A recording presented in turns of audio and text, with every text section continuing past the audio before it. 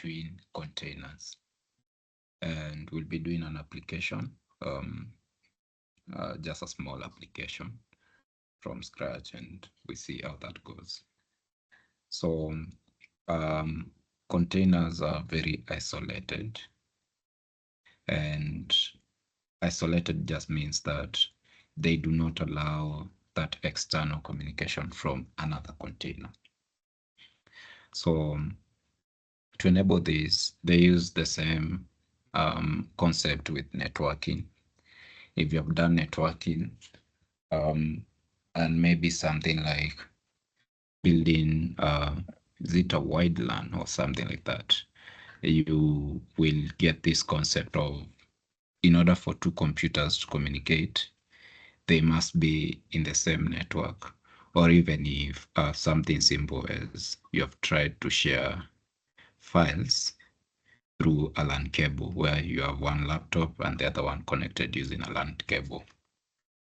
So that is just a way of creating a network so that we can enable communication. So it's the same thing with Docker. You have to create a network in order to enable communication. So first, I want us to cover something small, or rather, let me create a folder, then I'll open it. So this is the session 4.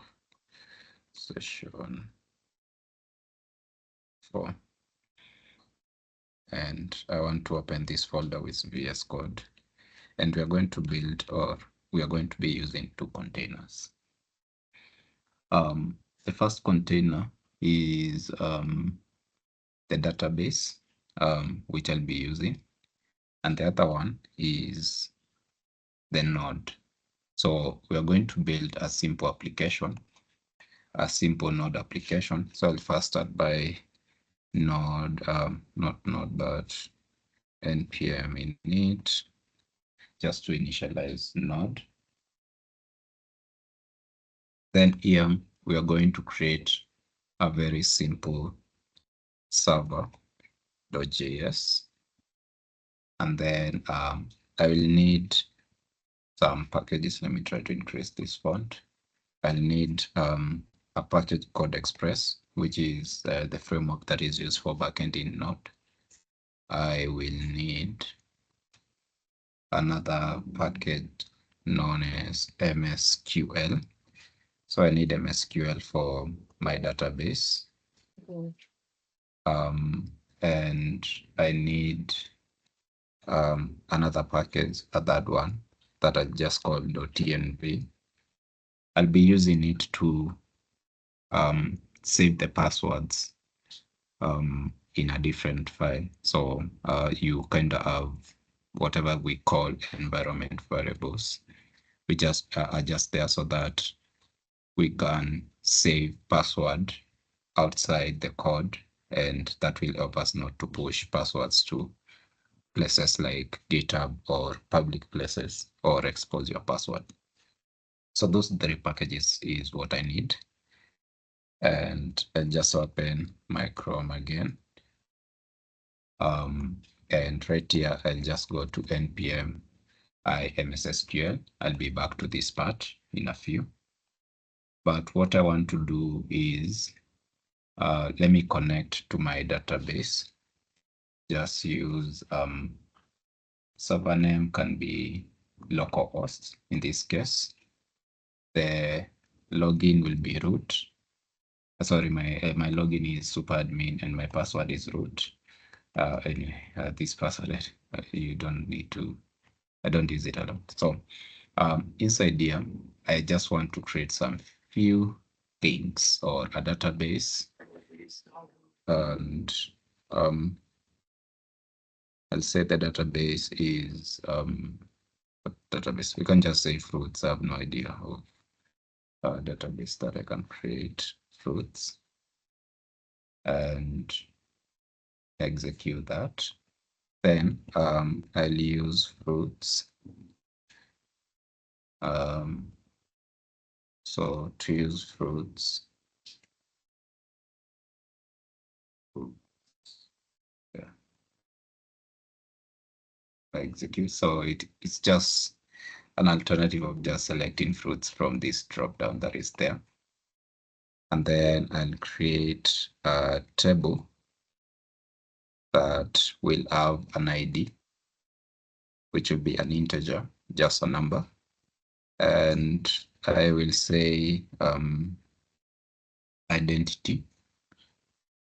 Identity means identity right there. So identity means that it will be auto incremented. And then just give a name, which will be some characters. It's going to give a limit of 255. So I can create that table.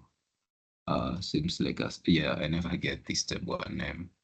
So you can just say fruit table right there.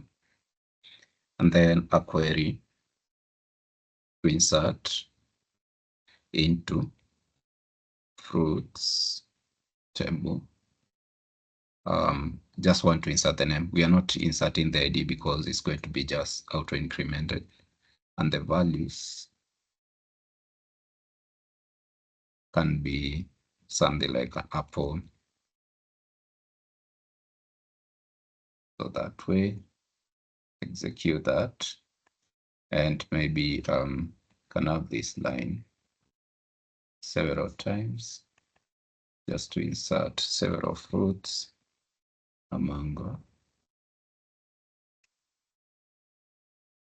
and let's say a pineapple. So I run the last two that way. Now, if I just write a query, select all from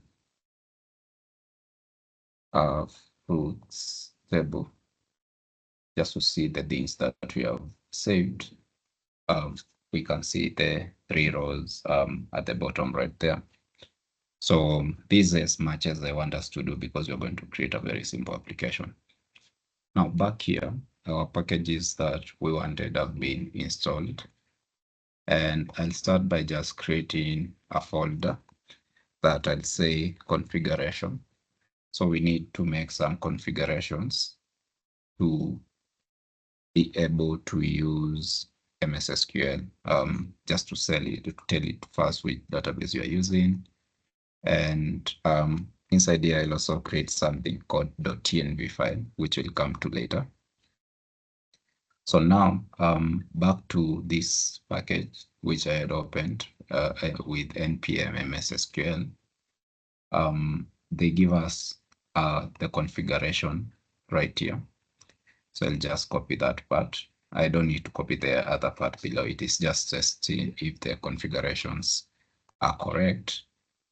So inside my index, inside config, I'll paste them there. And then we'll go through them. So it starts with a user, and it says that it's going to be from db user, which is from process.tnv.db user. So it's from this file. So first, I'll say constant.tnv, that is a package that we have installed, is equals to require. And then we'll say .env. So you just require the package. And another package that I need to use is path, which will require path. These already built into Node, so you don't need to install it externally or from an external source. And then you just say .env.config, and then here is where you give your path to your .tnv file. So you say path dot join, and then the first argument here is going to be the directory name. and then you give a path to that file. So we have to get out of that folder, and getting out of this folder is going one level up the folder, and then we'll be in this folder now, and that is where the file is located. So we can say right there you'll find a folder, a file called .tnv. So that is we can put a code there, configure where to find our .env file, that way. So now that is configured, and let's concentrate now on this configuration right here. So this configuration says a user. The user, right now I've already installed my MS SQL. So my user is this SA, which just means super admin. But we are not supposed to, the value is supposed to be, the value that is eventually going to be there is SA or super admin. But because these are secret, we provide it in the environment variable. And then you just say SA without quotes. And the reason for that is when you want to push this to GitHub, you'll add a .gitignore, and then you ignore the .tnv file. So this will never be pushed to your GitHub or any other place where your secrets can be seen. So that is the whole sense of using this approach of .tnv. The DB password, so have it as mine is root. So you just put according to your password. Database name, this DB name. You put fruits, which was our database name that we were using. So up to this part, the configurations are just the ones that we are putting in as we log in here. So you can see the server name, the login, the password, and the database is what we have already created. So I'll just keep that as server name, local, sorry. There's a pool. A pool is just there for resources when using a laptop. Not a laptop, but a database. There are so many resources that are being used in terms of RAM, memory, and all that. So instead of opening a new connection each and every time we make a request, we open one and save it in a pool. And then all the subsequent requests, we are going to use the things that are saved in a pool. And then, as you can see, the pool has some idle timeout. So if that connection that we have saved in the pool is not in use for these milliseconds, then it's going to be closed and removed, because when it's open, it's using resources like RAM and memory. So when it's not in use, makes sense that we remove it or close the connection. The other part is encrypt. As you can see, this is for Azure. If you put true, it's for Azure. So since I'm not using that, I'll go with the opposite. And this says change to true for local development. So again, since we are using local development, I'll just go with true. And that is our configuration object. I've just copied as it was from this package and added it there. And now I'll be using it inside different file. So I'll just export it from this part to another part where we'll be using it. So now these are the configurations that work for my side. Inside the server, this will just act as our starter file. I'll say Express. Express is the framework for backend for Node, for JavaScript, I mean, or rather uses Node as a runtime environment. So we require Express there. And I'm going to create an application. The things that we have required above is just a function that needs to be executed. And apart from these, I'll also require something called MSQL, which is our database. And I will be requiring the package that we have just installed. And the other thing is about app. So we have already created an app. I want us to create a very simple endpoint, which will be about get fruits that we have saved. And this will receive a request and a response. And inside here, first I'll make this asynchronous because I'll be doing some asynchronous operation. And I'll start by first let pull or just create a connection by saying MSS, okay, this should be await because it's going to take time. We have to use the await keyword. MSQL, which is our database, dot connect, not column, but connect. And inside here, we're supposed to pass the configuration. So I think these are the right place to say constant SQL configuration. And we say we are also going to require them from a file that is inside config and inside index. So now I'll pass in the SQL configuration right there. Now we have made a connection. So the next thing we can say let fruits, and we say is equals to await. Then we say MSSQL dot, we make a request to the database. No, sorry, we are supposed to use the pull dot request. Pull is just the connection now. We make a request to the database and we execute a query. And for the query, I'm just going to copy it as it is right here. So I want this query to be executed right there. And when it's executed, I just need to get the record set or the records that are returned.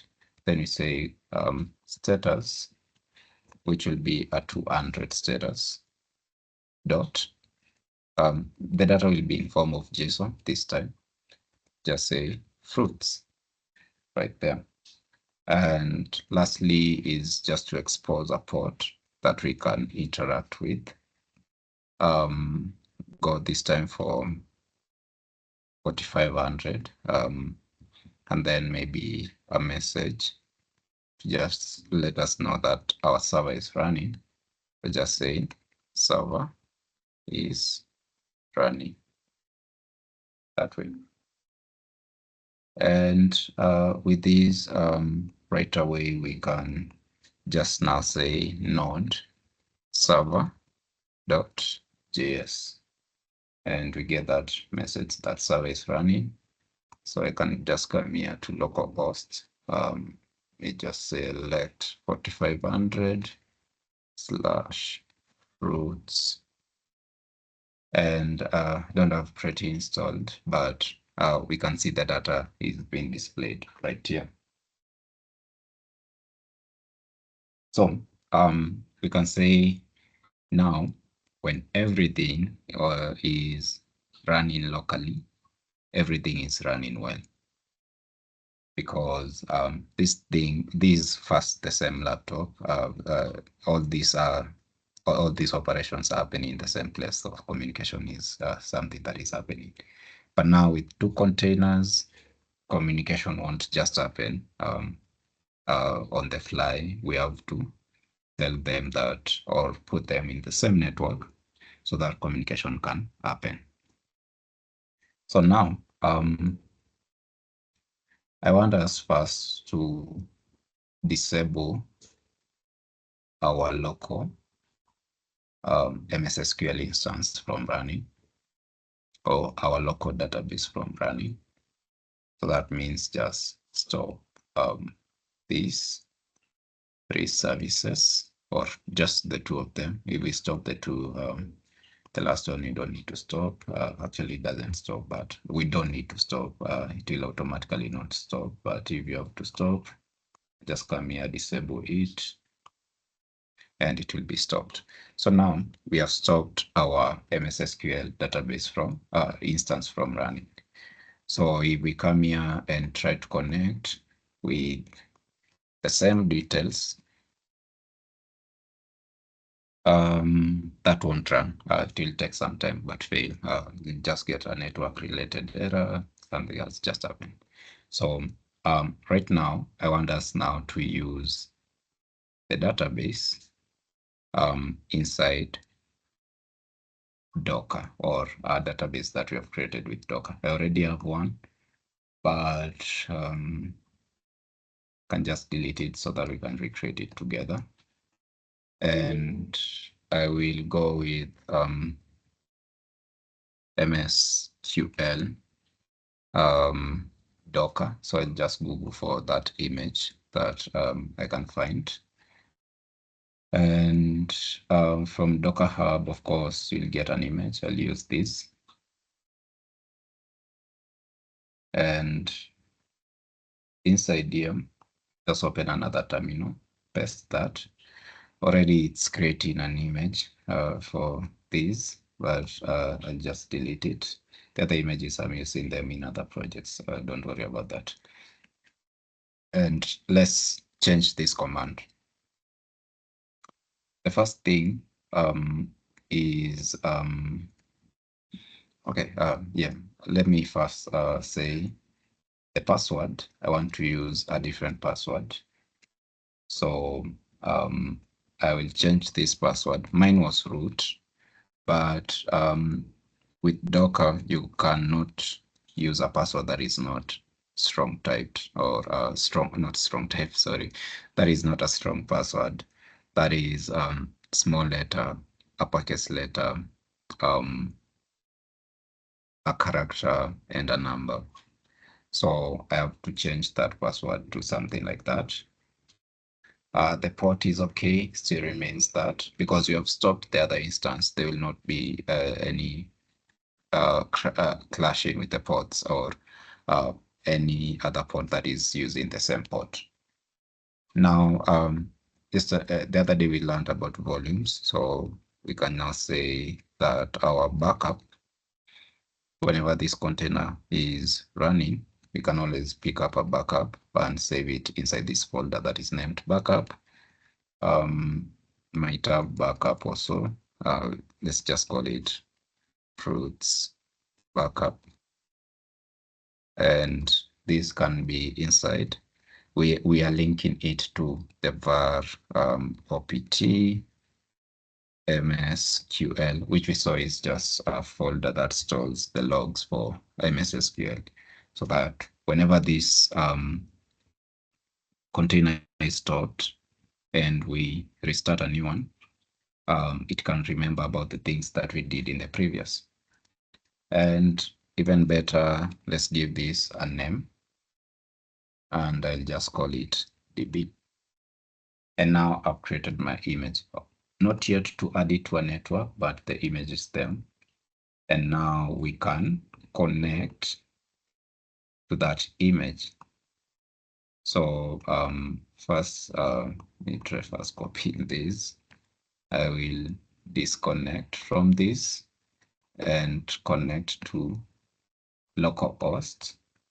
I will have a backslash, give the name of my container, which is DB, and then 1433, which is the port. And I'll type my password, which we have root at 2024. You can choose remember, or just continue. So now I'm connected to the database, but I'm connected to the database that is running on Docker, not the local database. And the database that is running on Docker, remember, does not have the things that we created inside there, because we created those inside our local database. So we'll just have to do this, but this is just going to be done only once. First, I'll just use master right there. Okay, just a minute. Copy this. Let me just say use master. I'll connect to the right DB because it's still in my local one. I don't know. 1433. Then put the right password.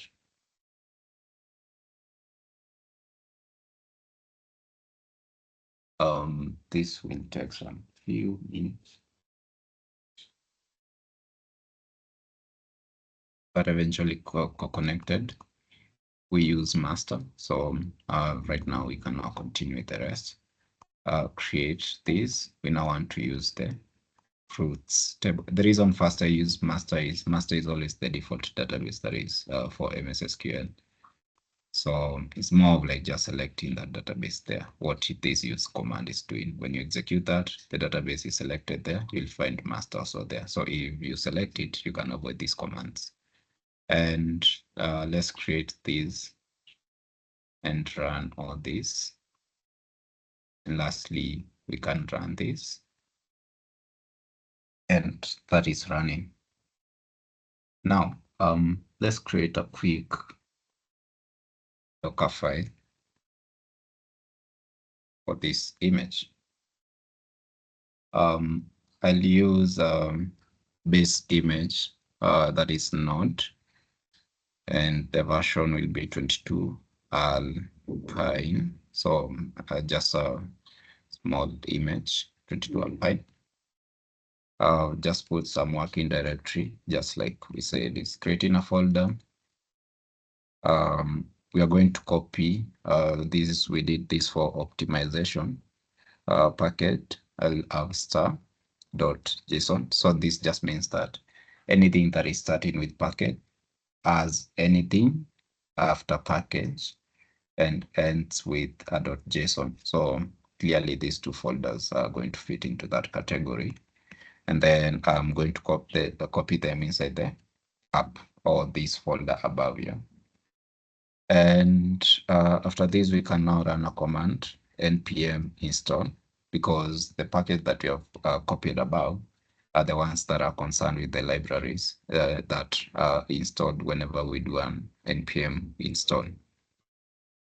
Then lastly, I'll copy the rest of the code. Not actually lastly, I'll expose a port. I just use 4500. And the run command should be, let's go with npm start, and actually I'll modify my npm so that it has a start command, and the start command says node server.js, because that is what is happening whenever that is the command we are using to run this application. So now instead of saying this, when we just say npm start, you'll still execute that command and we still run the application. So just the same thing. So separated by comma, I'll say npm comma start. So that is my Docker file. And I think this syntax is already familiar to all of us at this point. We have been writing it for so long. So now I'll say Docker build. So I'll build an image. I'll just say fruits backend. Before that, we need to add a tag. So tag is just like giving it a name. We say we tag it, and we do a period at the end.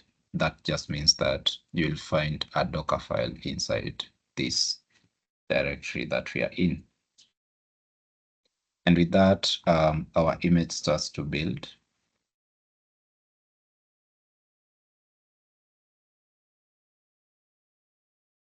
So this is going to take some few minutes, but the first one is the one that is going to take more time. The second one, after you just modify the code, the cache will kick in, just depending on how we organized our code.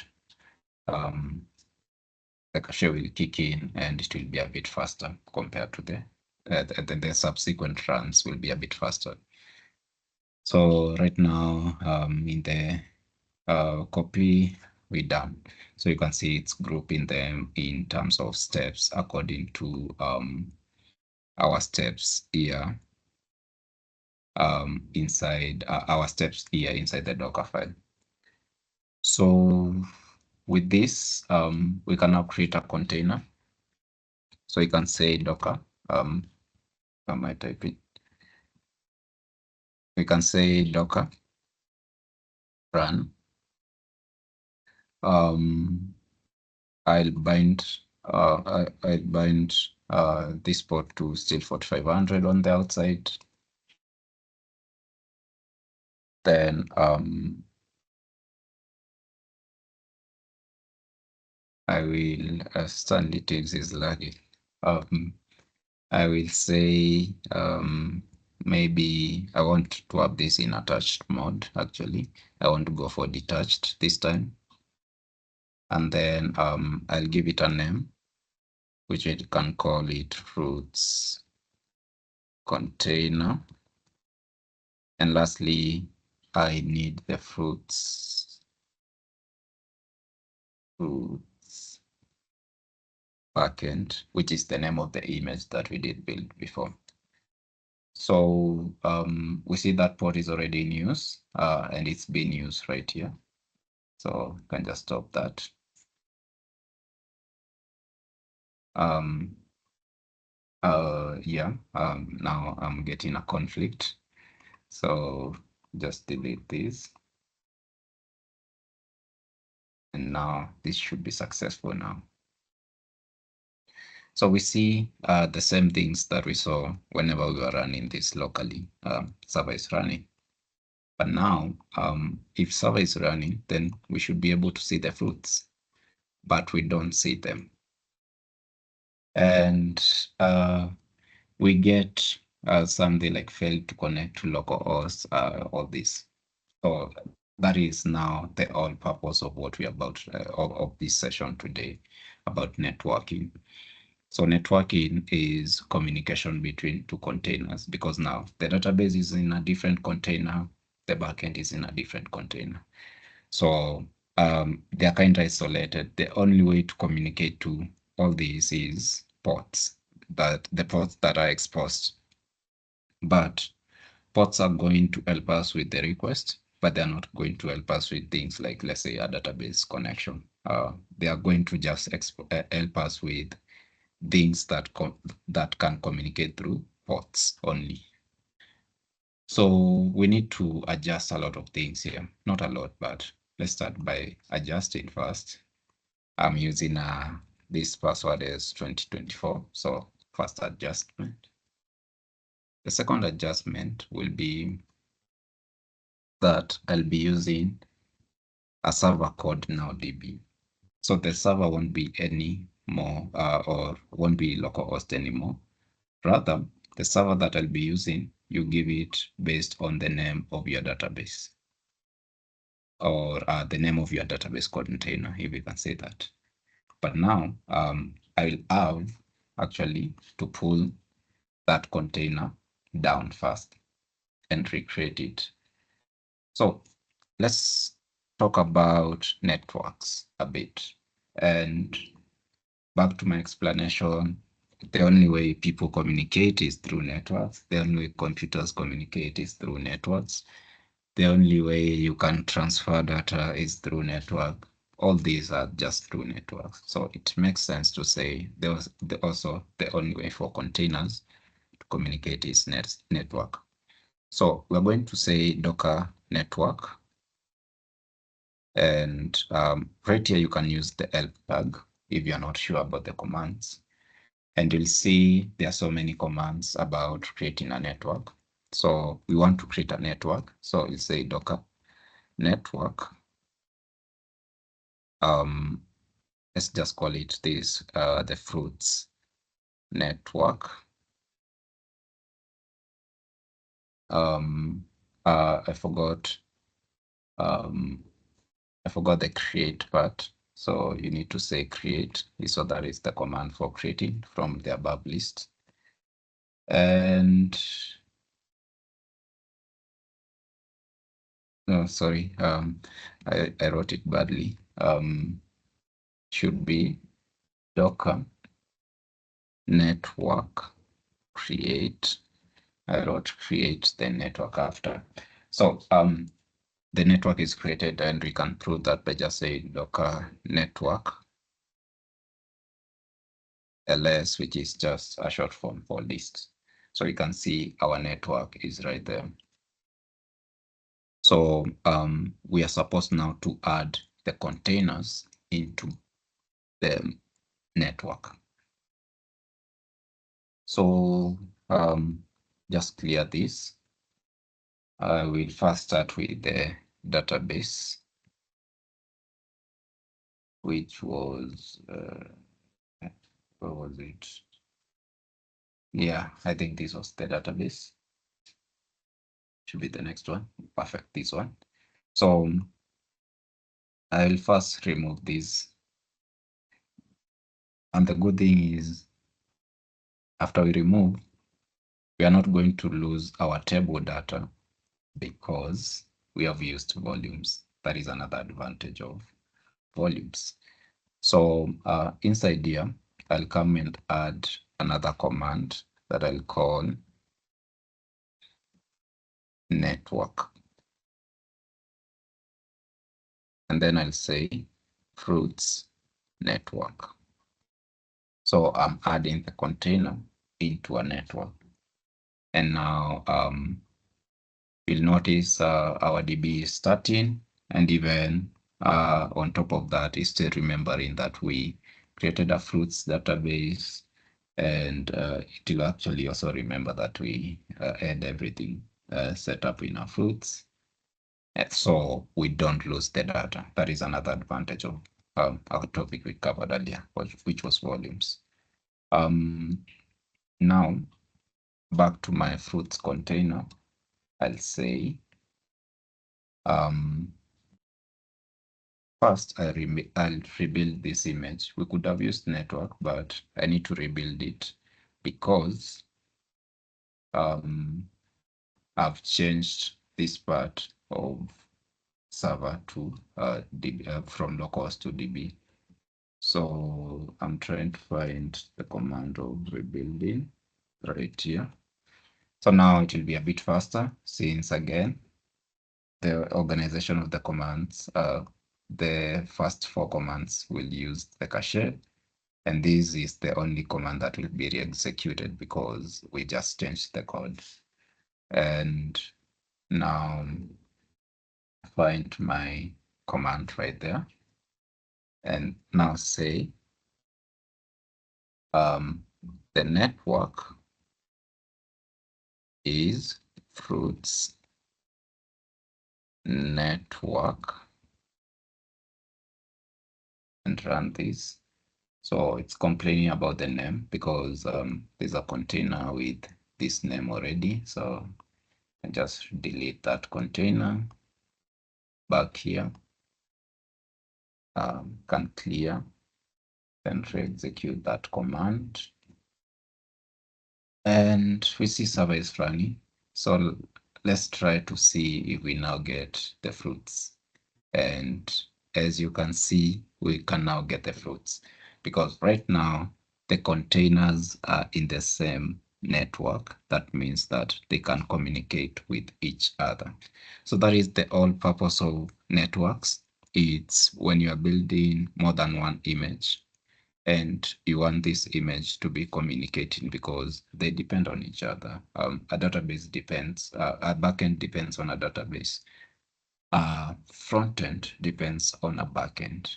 So if we could have a backend, it will also be good to add it to the same network, although front end, because of exposed port or endpoint, it's easy to reach out from another container. But the thing is, every time when you have 2 containers that depend on each other, then they need to make some communication, then it's wise to use networks, because with networks, if you just place these containers on the same network, then they are going to communicate to each other without any issue.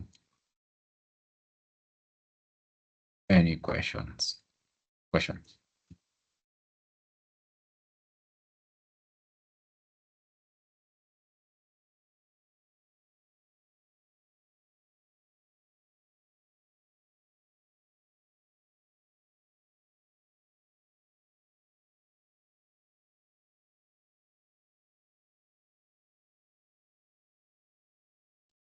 Yeah, Moffat, go ahead. My question would be, could, instead of us having all the commands or instructions on the terminal, could we have a Docker file where we specify the networks and the likes, then we build it as a whole? Oh yeah, we will have another sessions that about using Docker Compose, and with Docker Compose, actually, you don't need to specify the network, so it's going to place the containers that you have listed there on the same network automatically with Docker Compose. So we are supposed to have another session about Docker Compose. And then we'll now start adding all these containers into one file, a YAML file. And instead of using these commands on the terminal, now we can start writing the commands on a file. And with that, we'll now achieve also the idea of networking. We don't need to set up networks. It will automatically set up networks for us. So yeah, with Docker Compose, Okay, everything will be set up. okay.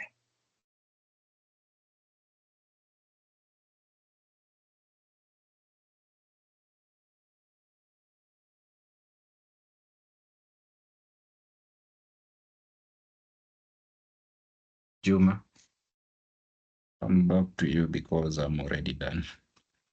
I have no questions. I've been typing really fast, trying to catch up with you. Yes, I don't have any other question. Maybe if there's anybody who has a question in the chat, they can go ahead and ask.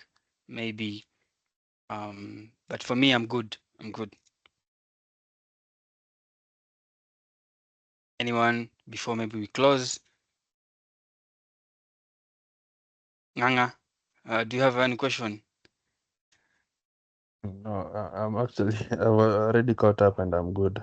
I've seen Good. whatever has been Oh. happening. Very, very nice. Okay, so guys, thank you so much. Shout out to Jonathan for these great sessions. He's showing me dust. He's showing me dust. So we will have the fourth session with him. I think that will be the fifth session with him, and he's doing very well with whatever he's actually doing. Then we will continue collaborating with Jonathan so that he can come ahead with I want Jonathan to actually focus on the DevOps part, and then for me, I focus on the coding part. Okay, so Jonathan will basically be doing Docker, Kubernetes, AWS, Azure, because I want him to focus on that side, and then I focus on another side where I'll be writing the code for you guys from basic to intermediate to building applications when we now advance. All right. I think you're excited, so just continue with us with whatever you're doing, and then you'll just see us that we are grading each and every time. So thank you so much. See you tomorrow. Tomorrow we are doing C# basics. I hope you're excited. Bye. Bye. Bye.